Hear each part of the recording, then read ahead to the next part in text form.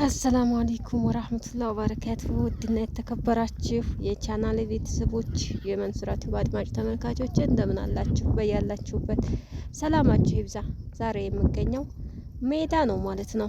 እንግዲህ የምታዩት ይኸው የግራር ግንድ ምናምን ቅጠላ ቅጠል ከብቶቹ ጋር አብሮ ነው ማለት ነው። እሱም እንግዲህ ያው ከድርቆ ብዛት ግራር እየተገዛ እንግዲህ አንድ ግራር የሚሸጠው አሁን 3000-4000 ብር ነው ማለት ነው። ደህና ግራር ተብሎ ይኸው እንግዲህ ተመልጦ ልጫው የለም። ይኸው እንደምታዋቸው ከብቶቹ አሰፍስፈዋል ማለት ነው። ይችኑ ልጫ ተጠራቅማ ነው የሚበሉት ማለት ነው። በጣም በሚያሳዝን ሁኔታ አሁን ይሄን እንግዲህ ቆረጣጥመው በልተው የጨረሱት ነው ማለት ነው። ይሄ ሁላ ግራር እንግዲህ ተቀፍቅፎ በልተውት ነው። ግን የወደፊቱን አላህ ያብጀው የክረምቱን ሁኔታ ማለት ነው። አሁን ላይ ያለው እስካሁን ድረስ እንግዲህ ሰው እየታገለ በዚህም በዛም ያለውን ነገር ተቋቁሞ እየኖረ ነበረ። ደግሞ ወደፊት ግራሩም ተሽጦ አልቋል። ትንሽም እንግዲህ ቤት ውስጥ የነበራቸው ጭድም ይሁን ድርቆ አልቆ ወደፊት የክረምቱን ነገር አላህ ያብጀው እያላችሁ ዱአ አድርጉ ማለት ነው። እስካሁን ድረስ እንግዲህ ከሚያዝያ ጀምሮ እስካሁን ሰኔ 15 ነው ዛሬ ማለት ነው። ይሄን ሁሉ ወራት እንግዲህ ግራር እየተቀጠቀጠ በጣም ከባድ ነው ማለት ነው። እና ሰውም ራሱ በጣም ተጎዳ። ለምን ግራር መቀጥቀጥ ከባድ ነው። እንግዲህ እጃቸው እየተላላጠ ነው ቤተሰቦቻችን ማለት ነው። ምን ያህል እንደሚያደክም ማለት ነው።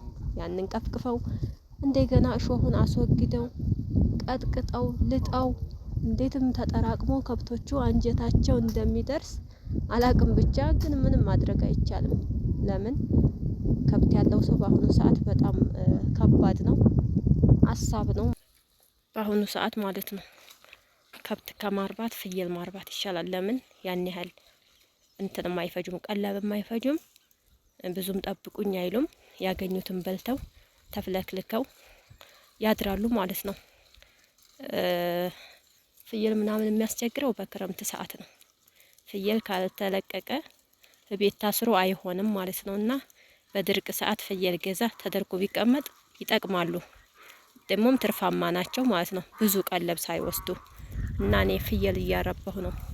ፍየል እርባታ ገብቻለሁ። በቃ ገድፉኝ እንግዲህ አበረታቱኝ። እነዚህ ፍየሎች የኔ ናቸው ብላችሁ ታምናላችሁ? ምን ላድርግ? ሌላ አማራጭ የለም። ፍየሎችን ልጠብቅና የመጣው ይምጣ።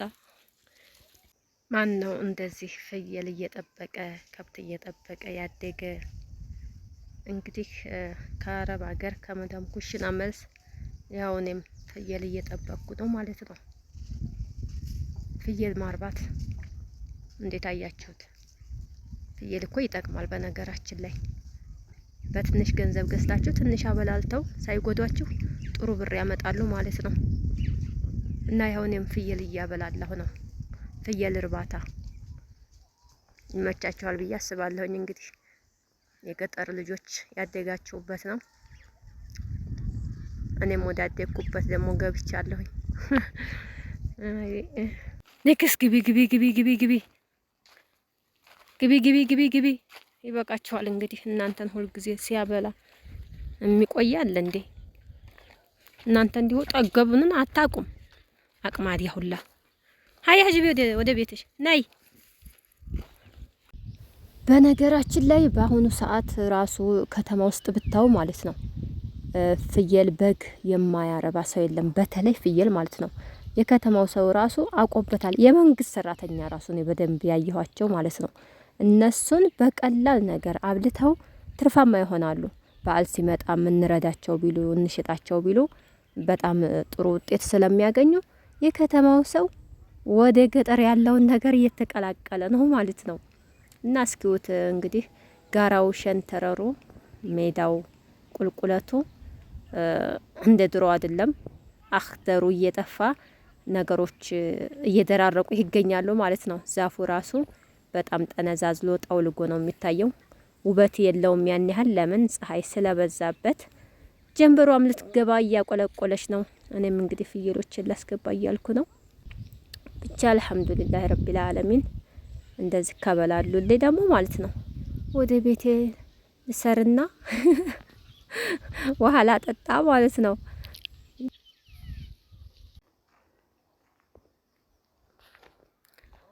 ዘንድሮ እኮ አንድ አዝመራ የምትባል ነገር ለማላ አታገኙም ማለት ነው። በየሄዳችሁበት ሜዳው ሸንተረሩ በቃ ባዶ ነው እንዳለ ማለት ነው። የወደፊቱን አላህ ያብጀው ማለት ይሄ ሁሉ እንደዚህ ድርቅ አልፎ የመኸሩን ጥሩ ጤፍ ካበላን ጥሩ ምርት ከያዘልን ራሱ ይክሰናል ብዬ አስባለሁኝ ማለት ነው። ማለት ያው መሬቱ ፀሐይ ስለበላው ፀሐይ የበላው ነገር ቦግ ብሎ ጥሩ ምርት ይይዛል ይባላል። እና እንግዲህ አባቶቻችን እኛም እንጠብቃለን ባላህ ፈቃድ እሱ የያዘውን ሪዝቅ ይዞልናል ማለት ነው። ለማላ በየቦታው እዚህ ቦታ አዝመራ ይዟል የምትሉበት ቦታ ምንም ነገር የለም ማለት ነው። እንግዲህ ዝናብ የጣለበት አካባቢ ወደ ታች ወደ ቆላ አካባቢ አላቅም እንጂ ይሄው ወሎ አካባቢ ጭራሽ እርሻው ራሱ ሲያስጠላ ሁሉም አረንጓዴ ሲሆን ምርት ሲይዝ ነው ህዝቡም የሚረጋጋው ደስ የሚለው። ሲሉኝ ከበት ወደፈ ሲሉኝ ነጻሁ ጎደልክም ሲሉኝ ሞልቼ አላህ ብዬ መሸፈንኩ